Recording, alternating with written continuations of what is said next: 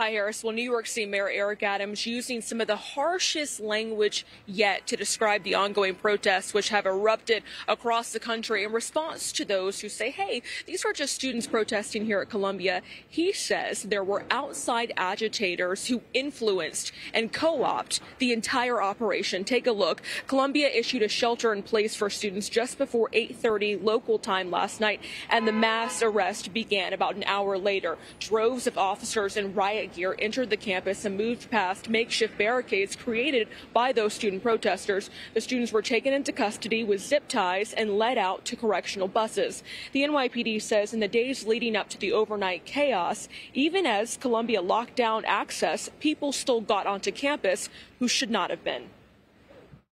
Last week, there was the wife of somebody who had been convicted for material support to terrorism on campus, and we have no evidence of any criminal wrongdoing on her part. But that's not somebody who I would want necessarily influencing my child if I were a parent of somebody at Columbia. Columbia leadership asking for the NYPD's help, writing in part, quote, "We believe that while the group who broke into the building includes students, it is led by individuals who are not affiliated with the university. The individuals who have occupied Hamilton Hall have vandalized university property and are trespassing." As per City College to leave the campus. If you refuse to leave, you may be placed under arrest. And just before midnight, this was the scene at another campus where anti-Israel protesters over at City College of New York set off flares before officers moved in to clear out an encampment there. Harris, arrest totals are still being finalized between both campuses, but we're told it's going to be nearly 300 people who were taken into custody. Columbia says the students who occupied Hamilton Hall face expulsion. Back to you. Wow, that's going to be a career disruptor for those who are seniors. Thank you. Universities can no longer ignore the truth. You and I have been focused on it on this program from the very first tents that popped up for the protesters and lawbreakers among them, the Occupy College campuses. University of Texas is now saying of the nearly 80 protesters arrested there earlier this week, more than half of them had no connection to the school. The New York Police Department released this video of one of those, what they call professional agitators at Columbia University. Israel is a terrorist! We're trying to document them being... A woman widely identified as the nation's best-known protest consultant. She was instructing the anti-Israel mob as they took over Columbia's Hamilton Hall. That's the same building officers took back last night. They crawled in through a window to go get them. A lot of it you could see. Just watch it live. Here's New York City Mayor Eric Adams today. This is a global problem that young people are being influenced by those who are professionals at radicalizing our children. And I'm not going to allow that to happen. We knew and we saw that there were those who were never concerned about free speech. They were concerned about chaos. It was about external actors hijacking peaceful protests and influence students to escalate. There's nothing peaceful about barricading buildings, destroying property, or dismantling security cameras. Welcome back. Anti-Israel protests erupting on college campuses across the country. Columbia University students here in New York City have filed a federal civil rights complaint against the university. They claim that the school is discriminating against Palestinian students and protesters, creating a hostile environment for them.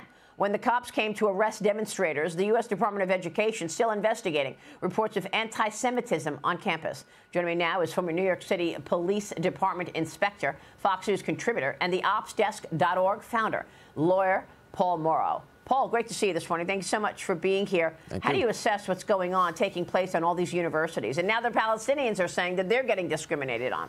Yeah, good luck with that. So this thing is actually going to get worse, and we should all be prepared for it. There were measures that could have been taken up front that might have tamped it down. I think that the trespass violation charges, which is really a glorified parking summons, was a mistake. I think it's likely all that the president of Columbia would accede to, but all it did was empower these folks, got them right back out there. Now we're going to be entering the summer protest season.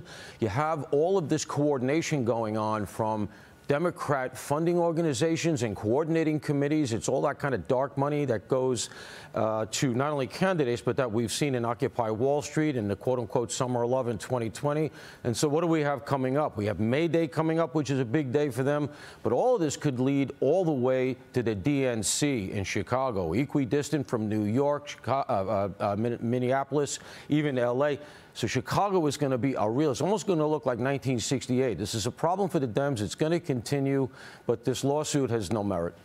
Well, there's a story this morning in the New York Post. It says George Soros is paying student radicals who are fueling nationwide explosion of Israel-hating protests. And in the piece, the Post writes this. All of these protests are being organized by branches of the Soros-funded Students for Justice in Palestine, SJP. And at some, students have clashed with police. We've been trying to figure out who's behind all of this because, Paul, obviously it's coordinated. They all have the same colored tents, the same colored outfits. Somebody's funding all of this. One of my guests yesterday said, don't be surprised if you learn more that it's the Communist China Party, the Communist Party of China behind it as well. But this Post story here is talking about this SJP parent organization. It's been funded by a network of nonprofits, ultimately funded by, among others, George Soros, the billionaire left-wing investor. Yeah, we've seen this in the past. They use all of these dark money cutouts. The money is funded through subsidiaries so that it's difficult to follow. And that's why last Monday you saw when this all kicked off, these protests occurred simultaneously in cities across the country. This is before they occupied Columbia. But we had all these protests. I was out there, so I was up close on them. These protests look very, very much like Occupy. It's not just students. I've seen the ages of some of the arrestees. They're in their mid-20s. They're well past college age. Wow. And so you see that going on at the same time all over the country. They all have the same tents, the same placards. Yeah. Obviously, there's coordination. Somebody's pulling the strings. Unbelievable.